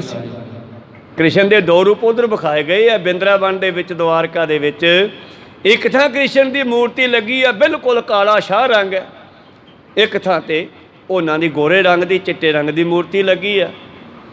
ਇਹਨਾਂ ਦੇ ਪਿੱਛੇ ਕੀ ਕਾਰਨ ਹੈ ਕਿ ਅਸਲ ਵਿੱਚ ਦੱਸਿਆ ਗਿਆ ਕਿ ਪਰਮੇਸ਼ਰ ਜਿਹੜਾ ਹੈ ਇਹ ਕੁਦਰਤ ਦੇ ਵਿੱਚ ਵਸਿਆ ਹੋਇਆ ਹੈ। ਕਿਤੇ ਕਾਰਬਨ ਡਾਈਆਕਸਾਈਡ ਹੈ ਤੇ ਕਿਤੇ ਆਕਸੀਜਨ ਹੈ। ਕਹੋ ਸਤਿਨਾਮ। ਹੁਣ ਇਸੇ ਗੱਲ ਨੂੰ ਬਾਣੀ 'ਚੋਂ ਪੜ੍ਹ ਲਓ। ਇਹ ਕ੍ਰਿਸ਼ਨ ਸਰਬ ਦੇਵਾ, ਦੇਵ ਦੇਵਾ ਤੇ ਆਤਮਾ ਹੈ। ਇਹ ਕ੍ਰਿਸ਼ਨ ਹੀ ਸਾਰਿਆਂ ਦਾ ਦੇਵਤਾ ਹੈ। ਤੇ ਉਹ ਦੁਆਪਰ ਯੁੱਗ ਵਾਲਾ ਨਹੀਂ, ਉਹ ਤੁਹਾਡੇ ਸਵਾਸ ਦੀ ਗੱਲ ਕਰ ਰਹੀ ਹੈ ਧੰਨ ਗੁਰੂ ਨਾਨਕ ਦੇਵ ਜੀ ਗੁਰਬਾਣੀ ਦੇ ਵਿੱਚ। ਇਹ ਕ੍ਰਿਸ਼ਨ ਸਰਵ ਦੇਵਾ ਦੇਵ ਤੇਵਾ ਤਹਿ ਆਤਮ ਹੈ, ਆਤਮਕ ਸ੍ਰੀ ਵਾਸੋ ਦੇਵਸ ਹੈ। ਆਤਮਾ ਇਹ ਪਰਮਾਤਮਾ ਦੀ ਅੰਸ਼ ਹੈ। ਆਤਮਕ ਸ੍ਰੀ ਵਾਸਵ ਦੇਵਸ ਹੈ, ਜਿਉ ਕੋਈ ਜਾਣੈ ਭਿਓ ਨਾਨਕ ਤਾ ਕਾ ਦਾਸ ਹੈ, ਸੋਈ ਨਿਰੰਜਨ ਦਿਓ। ਜੀ ਨੇ ਇਹ ਭੇਤ ਜਾਣ ਲਿਆ ਵੀ ਆਤਮਾ ਦਾ ਕੀ ਸਰੂਪ ਹੈ। ਸਾਡੇ ਅੰਦਰ ਬੈਠਾ ਕ੍ਰਿਸ਼ਨ ਹੈ ਜਿਹੜਾ ਵਾਸਦੇਵ, ਜਿਹੜਾ ਸਾਨੂੰ ਵਾਸ਼ਨਾ ਨੱਕ ਰਾਹੀਂ ਜਾਂਦਾ ਹੈ। ਕਹੋ ਸਤਿਨਾਮ। ਜਿਹੜਾ ਸਾਡੇ ਅੰਦਰ ਵਾਸ਼ਨਾ ਰਾਹੀਂ ਜਾਂਦਾ ਹੈ, ਅਨੇਕਾਂ ਤਰ੍ਹਾਂ ਦੇ ਫੁਰਨੇ ਵੀ ਲੈ ਕੇ ਜਾਂਦਾ, ਲੈ ਕੇ ਆਉਂਦਾ। ਉਹ ਕੌਣ ਹੈ? ਉਹ ਸਵਾਸ ਹੈ ਤੁਹਾਡਾ, ਤੁਹਾਡੇ ਸਵਾਸਾਂ ਦੇ ਵਿੱਚ ਰਮਿਆ ਹੋਇਆ। ਬੜੀਆਂ ਗੂੜੀਆਂ ਗੱਲਾਂ ਇਹ। ਸਤਿਗੁਰੂ ਪਾਤਸ਼ਾਹ ਕਹਿੰਦੇ ਜਿਹਨੇ ਇਸ ਭੇਤ ਨੂੰ ਜਾਣ ਲਿਆ, ਇਹ ਨਾਨਕ ਉਹਦਾ ਦਾਸ ਬਣਨ ਨੂੰ ਤਿਆਰ ਹੈ। ਇਸੇ ਕਰਕੇ ਕ੍ਰਿਸ਼ਨ ਦੇ ਦੋ ਰੰਗ ਦਿਖਾਏ ਗਏ ਹੈ, ਗੋਰਾ ਤੇ ਕਾਲਾ। ਅਸਲ ਦੇ ਵਿੱਚ ਜਿਹੜੀ ਆਪਾਂ ਸਾਹ ਲੈ ਰਹੇ ਹਾਂ ਇਹ ਆਕਸੀਜਨ ਹੈ, ਜਿਹੜੀ ਆਪਾਂ ਛੱਡੀ ਆ ਵਾਪਸ ਉਹ ਕਾਰਬਨ ਡਾਈਆਕਸਾਈਡ, ਉਹਨੂੰ ਦਰਖਤ ਸਵਾਸ ਦੇ ਰੂਪ 'ਚ ਲੈਂਦੇ ਆ। ਜਿਹੜੀ ਆਪਾਂ ਛੱਡੀ ਆ ਨਾ ਗੈਸ, ਉਹ ਦਰਖਤਾਂ ਨੇ ਲੈਣੀ ਆ, ਤੇ ਦਰਖਤਾਂ ਨੇ ਉਹਦੇ ਵਿੱਚੋਂ ਆਪਦਾ ਤੱਤ ਕੱਢ ਲੈਣਾ ਤੇ ਚਿੱਟੀ ਕਰਕੇ ਫਿਰ ਸਾਡੇ ਲਈ ਛੱਡ ਦੇਣੀ ਆ। ਕੋਈ ਸਤਨਾਮ ਸੀ। ਖੈਰ ਮਨੋਬਿਰਤੀਆਂ ਉੱਥੇ ਰੱਖੀਏ। ਕਹਿਣ ਲੱਗੇ ਪੂਰਬ ਦੇ ਵਿੱਚ ਤੂੰ ਕਾਲਾ ਹੁੰਦਾ ਸੀਗਾ, ਹੁਣ ਤੂੰ ਗੋਰਾ ਬਣ ਕੇ ਗੋਬਿੰਦ ਬਣ ਕੇ ਆ ਗਿਆ। ਕੋਈ ਸਤਨਾਮ ਸੀ। ਕਵੀ ਜੀ ਕਹਿ ਰਹੇ ਹਨ, ਫਤਿਹ ਕੀ ਨਿਸ਼ਾਨੀ ਜੇ ਹੈ ਪੂਰਬ ਜਨਮ ਹੋ ਕੀ, ਤਬ ਹੋਤੀ ਗਦਾ ਅਬ ਸ਼ਿਆਮ ਰੰਗ ਸੜੀ ਹੈ। ਉਦੋਂ ਤੇਰੇ ਕੋਲੇ ਗਦਾ ਹੁੰਦਾ ਸੀਗਾ ਤੇ ਹੁਣ ਤੇਰੇ ਹੱਥ ਵਿੱਚ ਇਹ ਤਲਵਾਰ ਹੈ। ਕੁੰਜ ਗਲਨ ਬਜਾਈ ਬਨ ਬਾਸਰੀ ਸੀ, ਉਨਹੀ ਕੇ ਸੰਗ ਸੋਈ ਸ਼ਾਰਦਾ ਕਹਿਤ ਹੈ। ਸ਼ਾਰਦਾ ਕਵੀ ਇਹ ਮਹਿਮਾ ਕਰ ਰਹੀ ਹੈ, ਸ਼ਾਇਦ ਕ੍ਰਿਸ਼ਨ ਜੀ ਦਾ ਉਪਾਸਕ ਹੋਵੇ, ਉਸ ਨੂੰ ਗੁਰੂ ਸਾਹਿਬ ਚੋਂ ਕ੍ਰਿਸ਼ਨ ਹੀ ਦਿਖਾਈ ਦੇ ਰਿਹਾ ਹੈ। ਕਹੋ ਸਤਿਨਾਮ। ਜਿਹਾ ਸਤਿਗੁਰ ਘਰ ਜਾਣਿਆ ਤੇਹੋ ਜਿਹਾ ਸੁੱਖ ਹੋਏ। ਇੱਕ ਦਿਨ ਭਾਈ ਸਾਹਿਬ ਭਾਈ ਬਾਲਾ ਜੀ ਜੋ ਰੋਜ਼ਾਨਾ ਕਥਾ ਲਿਖਾਉਂਦੇ ਆ, ਧੰਨ ਧੰਨ ਗੁਰੂ ਅੰਗਦ ਦੇਵ ਮਹਾਰਾਜ ਜੀ ਦੇ ਕੋਲ ਬੈਠ ਕਰਕੇ ਤੇ ਗੁਰੂ ਪਿਆਰਿਓ ਉਹ ਸੁਣਾਉਂਦੇ ਆ, ਲਿਖਾਰੀ ਲਿਖੀ ਜਾਂਦਾ, ਗੁਰੂ ਸਾਹਿਬ ਵੀ ਸੁਣਦੇ ਆ।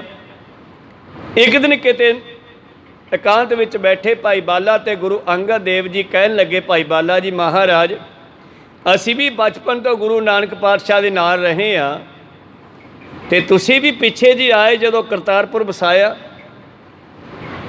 ਇਹ ਕੀ ਕਾਰਨ ਹੈ ਤੁਹਾਨੂੰ ਗੁਰੂ ਬਣਾ ਦਿੱਤਾ? ਅਸੀਂ ਇੱਕ ਸਿੱਖ ਹਾਂ, ਸੰਤ ਹਾਂ। ਕਹੋ ਸਤਿਨਾਮ।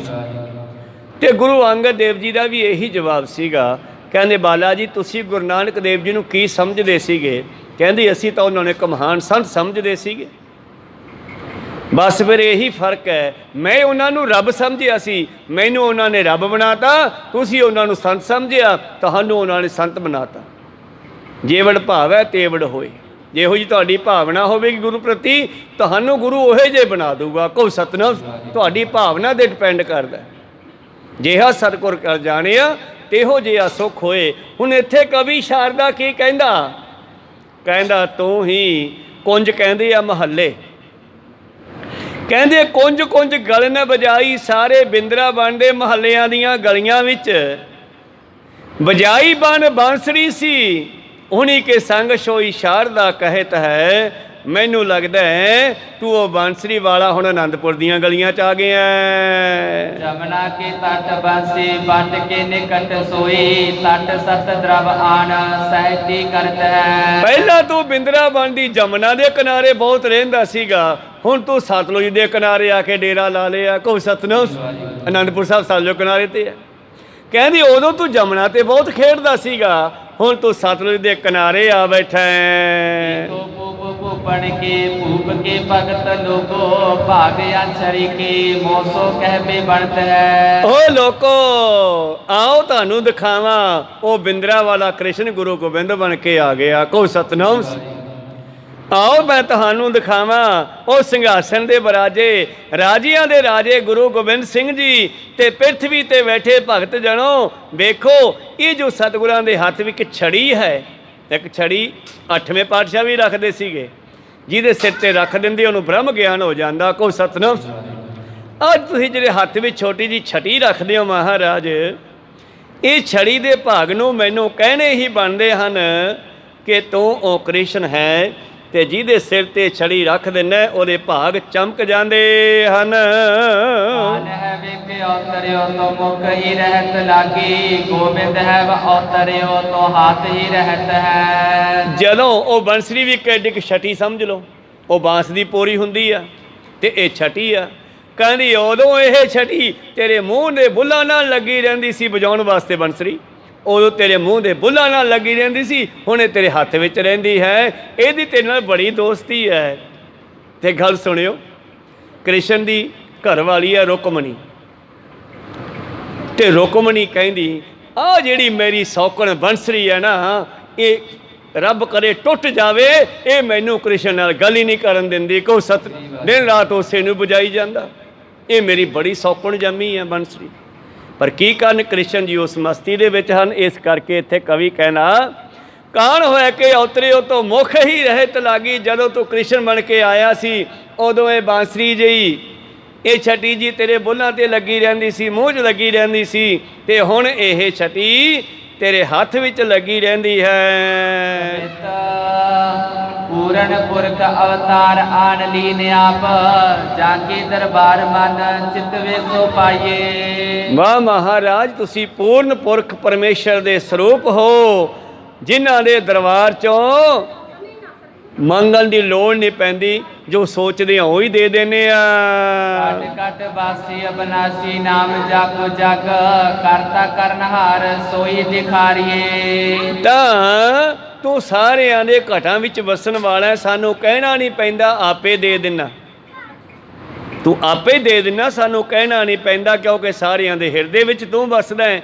ਅਬਨਾਸ਼ੀ ਨਾਮ, ਤੇਰਾ ਨਾਮ ਸਦਾ ਰਹਿਣ ਵਾਲਾ ਹੈ। ਤੂੰ ਜਗਤ ਦਾ ਕਰਤਾ ਕਰਨਹਾਰ ਹੈ। ਇਹ ਤਾਂ ਤੂੰ ਆਪਣੇ ਰੂਪ ਬਦਲ ਬਦਲ ਕੇ ਸਾਨੂੰ ਦਿਖਾਉਂਦਾ ਹੈ। ਓਮੇ ਗੁਰੂ ਨੰਦ ਜਗ ਬੰਦ ਤੀਗ ਤਿਆਗ ਪੂਰੇ, ਮੰਗਲ ਸੋ ਕਬ ਕੈ ਮੰਗਲ ਸਥਾਈਏ। ਮੰਗਲ ਕਵੀ ਕਹਿੰਦਾ, ਉਹ ਨੌਵੇਂ ਗੁਰੂ ਦੇ ਪੁੱਤਰ, ਜਗ ਬੰਦ ਸੰਸਾਰ ਦੇ ਪੂਜਣ ਯੋਗ, ਤੇਗ ਤਿਆਗ ਤਲਵਾਰ ਸਾਈਡ ਤੇ ਰੱਖ ਕੇ, ਜੰਗ ਦੇ ਮੈਦਾਨ ਤਲਵਾਰ ਚੱਕਦੇ ਆ ਨਾ, ਉੱਦਾਂ ਤਾਂ ਮਿਆਨ 'ਚ ਪਈ ਰਹਿੰਦੀ ਆ। ਕੋਈ ਸਤਨਾਮ ਕਹਿੰਦੇ ਤੇਗ ਤਿਆਗ ਸਾਈਡ ਤੇ ਰੱਖ ਕੇ, ਕਹਿੰਦੇ ਤਲਵਾਰ ਨੂੰ ਜਦੋਂ ਦਇਆ ਦੇ ਘਰ ਵਿੱਚ ਆਉਂਦਾ ਹੈ ਤਾਂ ਫਿਰ ਮਾਇਆ ਦੀਆਂ ਖੁਸ਼ੀਆਂ ਵਰਤਾਉਂਦਾ ਹੈ। ਮੰਗਲ ਸੋ ਕਵੀ ਕਹੇ ਮੰਗਲ ਸੁਥਾਈ ਹੈ।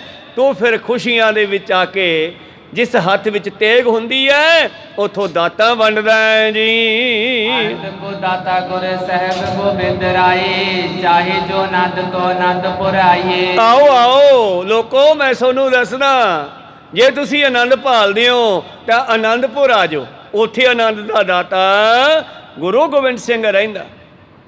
ਇੱਕ ਦਿਨ ਤੀਜੇ ਪਾਤਸ਼ਾਹ ਕੋਲ ਇੱਕ ਜੋਗੀ ਆ ਗਿਆ ਔਰ ਕਹਿਣ ਲੱਗਿਆ, ਮਹਾਰਾਜ ਬੜੀਆਂ ਯੋਗ ਸਾਧਨਾਵਾਂ ਕੀਤੀਆਂ, ਬੜੀਆਂ ਧੂਣੀਆਂ ਤਾਪੀਆਂ, ਬੜੇ ਪੁੱਠੇ ਸਿੱਧੇ ਲਮਕੇ ਆ, ਪਰ ਆਨੰਦ ਨਹੀਂ ਆਇਆ। ਕਹੋ ਸਤਨਾਮ।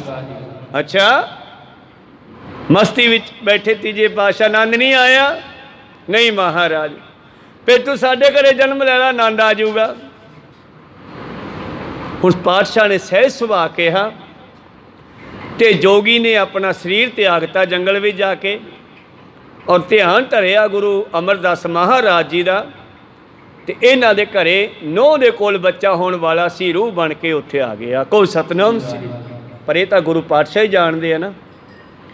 ਉਸ ਜੋਗੀ ਦੇ ਜਾਣ ਤੋਂ ਬਾਅਦ ਕਹਿੰਦੇ ਸਾਲ ਬਾਅਦ ਸਤਿਗੁਰਾਂ ਦੇ ਘਰ ਪੋਤਰੇ ਦਾ ਜਨਮ ਹੋਇਆ ਤੇ ਭਾਈ ਬੱਲੂ ਨੇ ਆ ਕੇ ਖੁਸ਼ੀ ਦੀ ਖਬਰ ਸੁਣਾਈ ਗੁਰੂ ਸਾਹਿਬ ਨੂੰ, ਮਹਾਰਾਜ ਜੀ ਪੋਤਰਾ ਹੋਇਆ। ਕਹਿੰਦੇ ਅੱਛਾ, ਲਿਆ ਤਾਂ ਕੌਣ ਹੈ, ਦੇਖਾਂ ਭਲਾ। ਕੋ ਸਤਨਾਮ। ਘਰੇ ਗਿਆ ਭਾਈ ਬੱਲੂ, ਮਾਤਾਵਾਂ ਨੂੰ ਕਹਿੰਦਾ ਜੀ ਬੱਚੇ ਨੂੰ ਗੁਰੂ ਸਾਹਿਬ ਨੇ ਬੁਲਾਇਆ, ਦਰਬਾਰ 'ਚ ਮੰਗਾਇਆ। ਮਾਤਾਵਾਂ ਨੇ ਕੱਪੜੇ ਵਿੱਚ ਲਪੇਟ ਕੇ ਭੇਜ ਦਿੱਤਾ। ਉਹ ਲੈ ਕੇ ਝੋਲੀ 'ਚ ਕਹਿੰਦੇ ਆ ਗਿਆ ਆਨੰਦ, ਗੁਰ ਕਰ ਜਨਮੇ ਗਬਨ ਮਿਟਾਇਆ, ਅਨਹਦ ਰਾਤੇ ਇਹ ਮਨ ਲਾਇਆ। ਉਹ ਜੋਗੀ ਤਾਂ ਸਰੀਰ ਛੱਡ ਕੇ ਜੰਮ ਪਿਆ ਸੀਗਾ, ਤੁਸੀਂ ਮਨਮਤ ਛੱਡ ਕੇ ਗੁਰਮਤ ਗ੍ਰਹਿਣ ਕਰਕੇ ਗੁਰੂ ਵਾਲੇ ਬਣ ਕੇ ਐਦਾਂ ਜੰਮ ਪੋ। ਕੋ ਸਤਨਾਮ। ਇੱਕ ਜਨਮ ਆਪਣਾ ਹੋ ਗਿਆ ਨਾ, ਦੂਜਾ ਜਨਮ ਉਹਦੇ ਹੋ ਜੂਗਾ ਜਿਹਦੇ ਪੰਜ ਪਿਆਰਿਆਂ ਦੇ ਸਾਹਮਣੇ ਖੜ ਗਏ। ਇਹ ਸਾਡਾ ਬਿੰਦੀ ਜਨਮ ਹੈ, ਉਹ ਸਾਡਾ ਨਾਦੀ ਜਨਮ ਹੋਊਗਾ। ਚਾਰ ਸਾਹਿਬਜ਼ਾਦੇ ਉਹਨਾਂ ਦੇ ਬਿੰਦੀ ਹਨ ਤੇ ਪੰਜਵਾਂ ਤੁਸੀਂ ਹੋ। ਖਾਲਸਾ ਪੰਥ ਉਹਨਾਂ ਦਾ ਪੰਜਵਾਂ ਸਾਹਿਬਜ਼ਾਦਾ ਹੈ। ਇਸ ਕਰਕੇ ਸਤਿਗੁਰੂ ਅਮਰਦਾਸ ਮਹਾਰਾਜ ਬੱਚੇ ਨੂੰ ਕਹਿੰਦੇ, ਉਹ ਜੋਗੀਆ ਆ ਗਿਆ ਆਨੰਦ, ਆ ਤੈਨੂੰ ਹੁਣ ਆਨੰਦ ਸੁਣਾਈਏ। ਤੇ ਗੁਰੂ ਸਾਹਿਬ ਨੇ ਆਨੰਦ ਸਾਹਿਬ ਦੀ ਪੌੜੀ ਉਚਾਰਨ ਕੀਤੀ। ਕਹੋ ਸਤਿਨਾਮ। ਔਰ ਪੌੜੀ ਉਚਾਰਨ ਕਰਕੇ ਭਾਈ ਬੱਲੂ ਨੂੰ ਕਹਿੰਦੇ, ਜਾ ਕੋਠੇ ਤੇ ਚੜ੍ਹ ਕੇ ਪੀਪਾ ਵਜਾਉਂਦਾ ਹੋਇਆ ਗਾ, ਆਨੰਦ ਭਇਆ ਮੇਰੀ ਮਾਏ, ਸਤਿਗੁਰੂ ਮੈਂ ਪਾਇਆ, ਸਤਿਗੁਰਤਾ ਪਾਇਆ, ਸਹਿ ਸੇਤੀ ਮਨ ਵਜੀਆਂ ਵਧਾਈਆਂ, ਰਾਗ ਰਤਨ ਪਰਿਵਾਰ ਭਰੀਆਂ, ਸ਼ਬਦ ਗਾਵਣੇ ਆਈਆਂ। ਘਰ ਵਿੱਚ ਬੀਬੀਆਂ ਗੀਤ ਗਾ ਰਹੀਆਂ, ਬੱਚਾ ਹੋਇਆ ਨਾ ਮੁੰਡਾ ਹੋਇਆ, ਤੇ ਇਸ ਕਰਕੇ ਬੀਬੀਆਂ ਉਸ ਵਿਸ਼ੇ ਤੇ ਗੀਤ ਗਾ ਰਹੀਆਂ। ਪੋਤਰਾ ਹੋਇਆ, ਸਾਡੇ ਘਰ ਵਿੱਚ ਪੁੱਤਰ ਹੋਇਆ। ਇੱਧਰ ਰਾਗ ਰਤਨ ਪਰਿਵਾਰ ਭਰੀਆਂ, ਸ਼ਬਦ ਗਾਵਣੇ ਆਈਆਂ, ਸ਼ਬਦੋ ਤਾਂ ਗਾਵੋ ਹਰੀ ਕੇਰਾ ਮਨ ਜਿਨੀ ਵਸਾਇਆ, ਕਹੈ ਨਾਨਕ ਆਨੰਦ ਹੋਆ ਸਤਿਗੁਰੂ ਮੈਂ ਪਾਇਆ। ਉਸ ਤੋਂ ਬਾਅਦ ਫਿਰ ਤੀਜੇ ਪਾਤਸ਼ਾਹ ਨੇ 40 ਪੌੜੀਆਂ ਦਾ ਪਾਠ ਪੂਰਾ ਹੀ ਤਿਆਰ ਕਰਤਾ। ਤੇ ਇਹਦੇ ਵਿੱਚ ਕੀ ਭਰਿਆ ਪਾਤਸ਼ਾਹ ਨੇ, ਜੇ ਤੁਸੀਂ ਸਿੱਖੋ ਆਨੰਦ ਲੈਣਾ ਤੇ ਆਨੰਦ ਸਾਹਿਬ ਦੀ ਬਾਣੀ ਵਿਚਾਰ ਲਓ, ਜਿਵੇਂ ਜਿਵੇਂ ਕਹਿੰਦੀ ਉਵੇਂ ਕਰ ਲਓ, ਸੋਨੂੰ ਵੀ ਆਨੰਦ ਆ ਜਾਊਗਾ। ਕਹੋ ਸਤਿਨਾਮ। ਗੁਰੂ ਵਾਲੇ ਬਣ ਜਾਓ, ਗੁਰੂ ਘਰ ਜੰਪੋ, ਤੁਹਾਨੂੰ ਵੀ ਆਨੰਦ ਆ ਜਾਊਗਾ। ਤਾਂ ਇਹ ਆਨੰਦ ਦਾ ਦਾਤਾ ਅੱਜ ਉਹ ਤੀਜੇ ਤੋਂ 10ਵਾਂ ਰੂਪ ਹੋ ਗਿਆ ਹੈ। ਆਨੰਦ ਕੋ ਦਾਤਾ ਗੁਰੂ ਸਾਹਿਬ ਗੋਬਿੰਦ ਰਾਏ, ਚਾਹੇ ਨੋ ਆਨੰਦ ਤਾਂ ਆਨੰਦਪੁਰ ਆਈਐ। ਤੀਜਨ ਕੀ ਦਲ ਜੋਗੀ ਜਗਮ ਜਮਾਤ ਦਵਾਰ, ਬੰਦੀ ਜਨ ਕਿਤ ਕਹਿ ਜਗਤ ਮੇ ਜਾਏਗੀ। ਖੈਰ ਵਿਚਾਰਾਂ ਇੱਥੇ ਰੋਕਦੇ ਹਾਂ, ਅਗਲੇ ਸ਼ਬਦਾਂ ਦੇ ਵਿਚਾਰ ਆਪਾਂ ਕੱਲ ਦੇ ਦੀਵਾਨ ਵਿੱਚ ਸਰਵਣ ਕਰਾਂਗੇ। ਬੋਲਦਿਆਂ ਅਨੇਕਾਂ ਅੱਖਰ ਬਾਅਦ ਘਾਟ ਹੋ ਜਾਂਦੇ ਹਨ। ਤਾਂ ਕਵੀ ਕਿਸ ਤਰ੍ਹਾਂ ਬੇਅੰਤ ਹੀ ਗਿਆਨ ਦੀਆਂ ਭਰੀਆਂ ਵਿਚਾਰਾਂ ਦੇ ਨਾਲ ਸਾਨੂੰ ਗੁਰੂ ਸਾਹਿਬ ਨਾਲ ਜੋੜਨਾ ਚਾਹੁੰਦੇ ਆ, ਸਿਫਤਾਂ ਸੁਣਾਉਂਦੇ ਆ। ਸੁਣ ਸਾਖੀ ਮਨ ਜਾ ਪਿਆਰ, ਆ ਮਣਾ ਤੈਨੂੰ ਸਾਖੀਆਂ ਸੁਣਾਵਾਂ, ਸ਼ਾਇਦ ਤੇਰਾ ਵੀ ਪਿਆਰ ਪੈ ਜੇ। ਅਜਾਮਲ ਉਦਿਆ ਕਹਿ ਏਕ ਵਾਰ, ਗਣ ਕਾ ਉਦਰੀ ਕਾ ਹਰ ਕਹੇ ਤੋਤ, ਮਨ ਸਿਮਰ ਤੂੰ ਹੋਹੇ ਮੋਖ। ਤੋ ਇਸ ਤਰ੍ਹਾਂ ਗੁਰੂ ਪਾਤਸ਼ਾਹ ਕਿਰਪਾ ਕਰਨ। ਆਓ ਸਮਾਪਤੀ ਕਰੀਏ। ਕਵੀਆਂ ਦੀ ਜਿਹੜੀ ਸਿਫਤ ਹੈ ਇਹ ਵੀ ਸਾਨੂੰ ਗੁਰੂ ਦੇ ਨਾਲ ਪਿਆਰ ਵਧਾਉਣ ਵਾਸਤੇ ਹੀ ਲਿਖੀ ਗਈ ਹੈ। ਪ੍ਰਥਾਏ ਸਾਖੀ ਮਹਾਂਪੁਰਖ ਬੋਲਦੇ ਸਨ ਜੀ ਸਗਲ ਜਹਾਨੇ। ਤਾਂ ਗੁਰੂਆਂ ਨੇ ਜਿੰਨੇ ਵੀ ਕੌਤਕ ਕੀਤੇ, ਚਾਹੇ ਉਹ ਕਿੱਦਾਂ ਦੇ ਵੀ ਕੌਤਕ ਕੀਤੇ, ਸਾਨੂੰ ਉਹਦੇ ਵਿੱਚ ਗਾਈਡੈਂਸ ਮਾਰਗਦਰਸ਼ਨ ਹੀ ਦਿੱਤਾ ਹੈ। ਗੁਰੂ ਕਿਰਪਾ ਕਰਨ। ਵਿਚਾਰਾਂ ਇੱਥੇ ਰੋਕਦੇ ਹਾਂ, ਸਮਾਪਤੀ ਕਰੀਏ। ਹੇ ਅਚੁੱਤ ਹੇ ਪਾਰ ਬ੍ਰਹਮ ਅਵਿਨਾਸੀ ਅਗਨਾਸ, ਹੇ ਪੂਰਨ ਹੇ ਸਰਬ ਮੈਂ ਜਨ ਗੁਣਤਾਸ, ਹੇ ਸੰਗੀ ਹੇ ਨਿਰੰਕਾਰ ਹੇ ਨਿਰਗੁਣ ਸਭ ਟੇਕ, ਹੇ ਗੋਬਿੰਦ ਹੇ ਗੁਣ ਨਿਧਾਨ ਸਦਾ ਵਿਵੇਕ, ਹੇ ਅਪਰੰਪਰ ਹਰ ਹਰੇ ਹੇ ਸੰਤ ਹੈ ਕੈ ਸਦਾ ਸੰਗ, ਆਧਾਰ ਹੇ ਠਾਕੁਰ ਹੋਂਦਾ ਸਰੋ, ਨਿਰਗੁਣ ਗੁਣ ਨਹੀਂ ਕੋਏ, ਨਾਨਕ ਦੀਜੈ ਨਾਮ ਦਾਨ, ਆਏ ਪ੍ਰਭ ਸ਼ਰਨਾਗਤੀ, ਨਿਤ ਦਿਆਲ ਏਕ ਅੱਖਰ ਹਰ ਮਨ ਬਸਤ, ਨਿਹਾਲ ਏਕ ਓੰਕਾਰ ਸਤਿਗੁਰੂ ਪ੍ਰਸਾਦ ਸਚ ਹੋਏ। ਵਾਹਿਗੁਰੂ ਜੀ ਕੀ ਫਤਿਹ ਹੈ, ਬਿਨਾਸਨ ਸੋਏ। ਵਾਹਿਗੁਰੂ ਜੀ ਕੀ ਫਤਿਹ ਹੈ, ਬਿਨਾਸਨ ਸੋਏ। ਵਾਹਿਗੁਰੂ ਜੀ ਕਾ ਖਾਲਸਾ, ਵਾਹਿਗੁਰੂ ਜੀ ਕੀ ਫਤਿਹ। ਬਹੁਤ ਬਹੁਤ ਧੰਨਵਾਦ ਸਰਬ ਸੰਗਤਾਂ ਜਿਨ੍ਹਾਂ ਨੇ ਹਾਜ਼ਰੀਆਂ ਲਵਾਈਆਂ।